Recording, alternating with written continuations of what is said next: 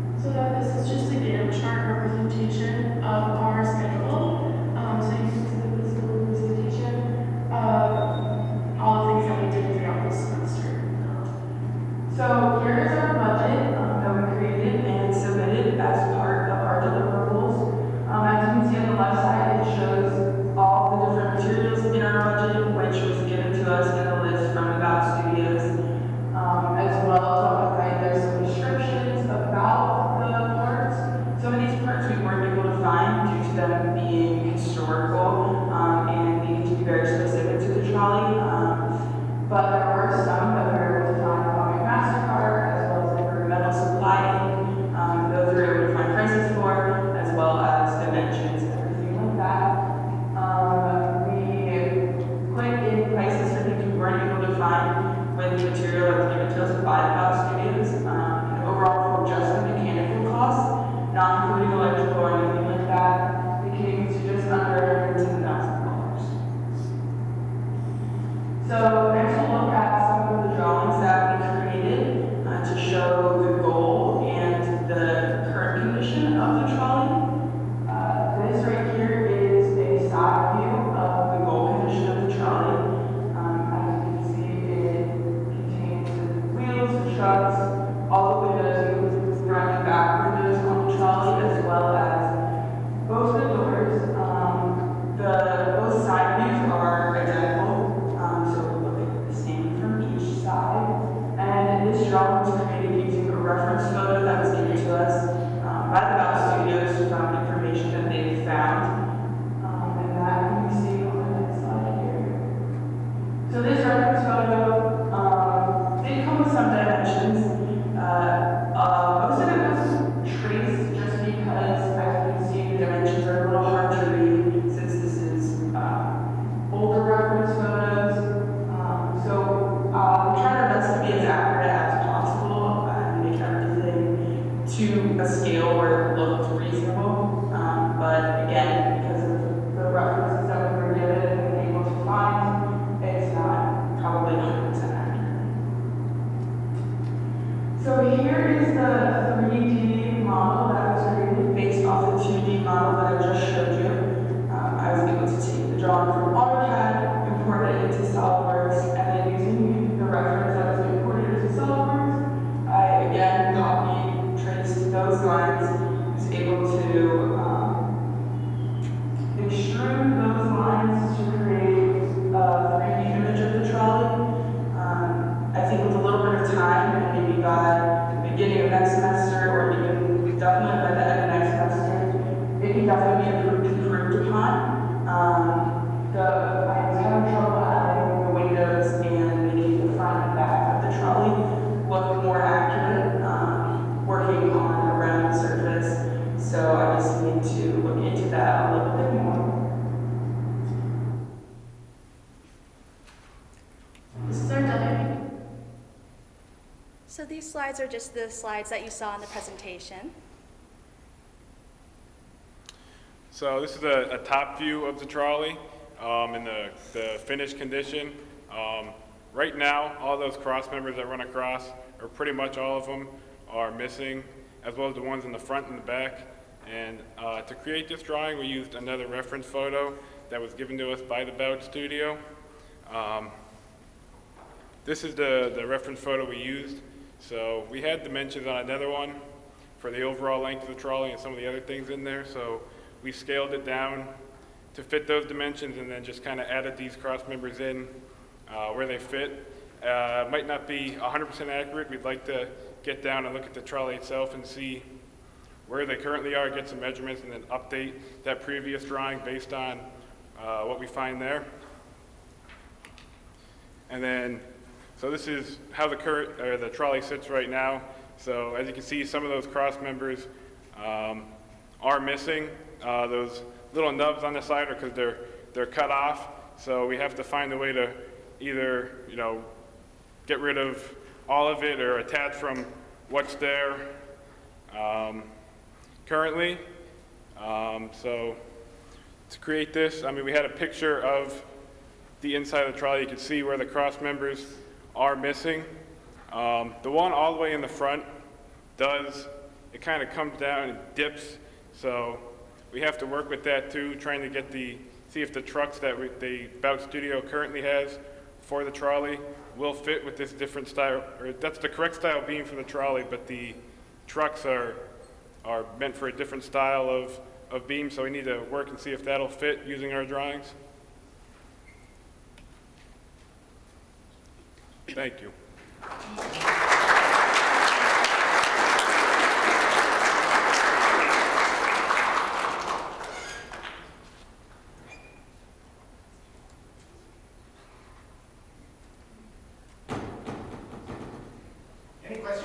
questions. Dr. Berkeley? My name is Hunter Coleman. I'm from Lockheed Martin. I have actually quick questions. So, are you plan on doing any electrical components for the trolley? And if so, a lot of the parts from that time period are going to be obsolete. So, how do you plan on trying to find fitted parts that would use the purpose or better? So our goal for this semester is purely just the mechanical and the structural aspects of the trolley. The goal is going forward, other senior projects teams will pick this up. As far as sourcing those parts, I'm not sure if something like that might not be 100% period accurate. We might have to find a way to retrofit something or make something work with the system. Yeah. Okay, and then do you know for the trolley, is it a unique model, or is there any indication of, like, can you find any history on if it's part of a series or a class of them? Because you always look to see if there's other ones that are historic around the world, like in the U.S., and then try to find that as a base model to the parts that you assume. So it was one of 10 of the trolleys that were given to East Penn.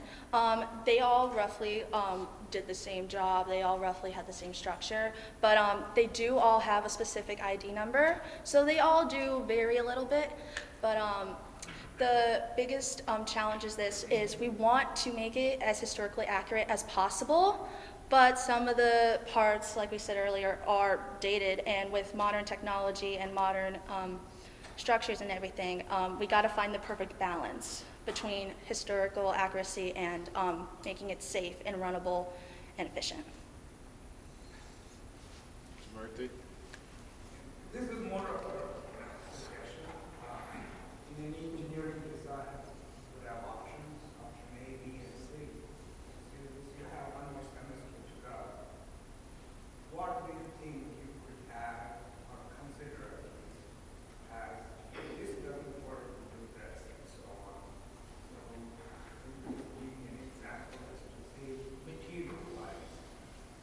Is there an option for you to alternate or change the material or consider different material, how it costs, and how it would affect the cost and so on? It's just a suggestion. Thank you. Dr. Zook? Couple of questions. So first, for that SolidWorks model, is it a single part or it's actually an assembly? Aaron I'm did not that. sure if you can- Aaron, can you hear us? Yeah, so it was actually a single part, not an assembly. I just imported the AutoCAD drawing So it's a single straight part, into right? SolidWorks and made it into a single part. Single part, right? Yes. Yes. So how would you justify? Because, to fabricate to design a single part, you wouldn't expect that's going to be the case, right? So better be careful, because otherwise your design is completely not useful. It can appear to be the same, but Right. it's, Yeah. you guys know this, right? Nothing is made Yeah. by a single piece, So that's my first question. Second question is, you were going to add stuff onto it, but do you worry about the integrity of the existing structures? You see, like the firm you have there, that's more than 100 years old. What about this integrity of those existing structures? Right. We want to keep as much of it as we can, I know, but there's you just so much. understand what you're Yes. dealing with, right? Before you add Yes. stuff onto it, because you understand that. So otherwise, nobody there to get into it. Yeah, we got to test what's already there, and yes, we got to. Yes. The plan is testing that. what's Yes. currently there. You don't understand the integrity of the existing structure, Correct, like your yes. frame, right? Yes. So before you do anything, add on. Yes. Yes. I'm John Gilbert, retired from here. My question is, where is it you're trying to be at the end of next semester? Are you going to have a rebuilt trolley structural part for the maybe absent the trucks, or are you just contributing part of that? I'm not sure what your final product is from this project. The goal is for us to do all the structural components of it. We're not going to focus on the electrical aspects really. This most likely is going to have to be a senior project task. So since we are all ME majors, we wanted to focus on the structural integrity making it look as historically accurate as possible and run as smoothly as possible. But we are gonna leave the electrical, most of the electrical aspects to a second. Right, you mentioned that, but at the end of next semester, is there gonna be a physical trolley that's So- been rebuilt except for the electrical? Our goal, I guess, for the end of the semester would be getting these cross members back in, possibly flooring and seats, and most of the structural stuff minus the trucks of the trolley. I mean, if we can get the trucks. You need a clear statement of what your final goal is. Correct. Thank you very much.